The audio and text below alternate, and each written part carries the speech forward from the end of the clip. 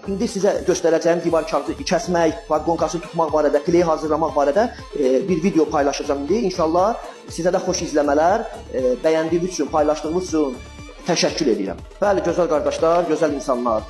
Hal-hazırda əlimdə tutduğum divar kağızından söhbət edirdik. Bu divar kağızı üzəri boyanmaq üçün nəzərdə tutulan divar kağızıdır. Təbii ki, üzərində göstərir ki, 0 podqonka, amma bunun podqonkası var. Hal-hazırda real yerdə sizə göstərəcəm.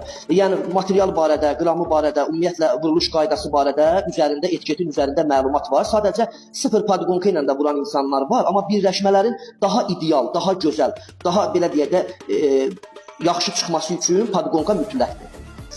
Deməli, əziz dostlar, hal-hazırda biz bu aboyu kəsmişik, bu divar kağızını kəsmişik və kəsdiyimiz podqonkanın birləşməni sizə yerində nümayiş etdiririk ki, özünüz də görəsiniz. Gördüyünüz kimi birləşmələri, bunun birləşmələrində belə deyək də bir-birinə keçid var. Yəni zamokdur. Baxın, görürsünüz, baxın.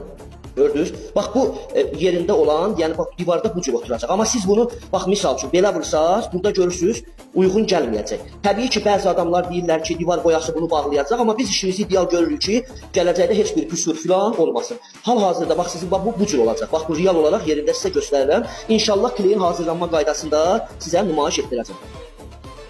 Deməli, əziz dostlar, biz bu yapışqandan, bu kleydən istifadə edirik. Belə deyək də, hal-hazırda sizə məlumat verin bu barədə. Bilən insanlar bilirlər, təbii ki, yenə bilməyənlər üçün.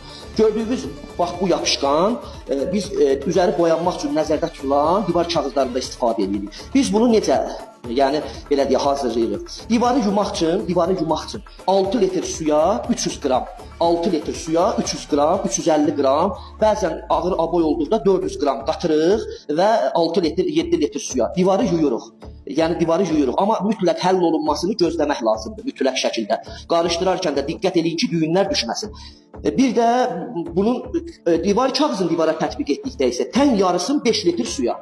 Yəni əvvəlcədən tozu alınmış, yuyulmuş divara sabahı günü divar kağızını tətbiq etdikdə belə deyək də 5 litr suya bu kleyin tən yarısı. Bu kleydə 1 kiloluqdur, 60 kvadrat metrə gedir. Təbii ki, biz biraz da tərkibini güclü eləmək üçün, yəni ola bilsin 5 kvadrat, nə bilim 6 kvadrat daha az yerə vururuq. Məsələn 55 kvadrata vururuq, amma olsun, problem deyil.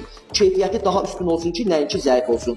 Divar kağızımız da bax bu hal-hazırda kəsdiyimiz yerdə görürsünüz, bax bu divar kağızıdır. İnşallah divara tətbiq eləyəcəyik. Tətbiq eləyəndə də divarda olan vəziyyətini də çəkib sizlə paylaşacağam. İzlədiyiniz üçün, bəyəndiyiniz üçün, rəy yazdığınız üçün təşəkkür edirəm. Çox sağ olun, minnətdaram.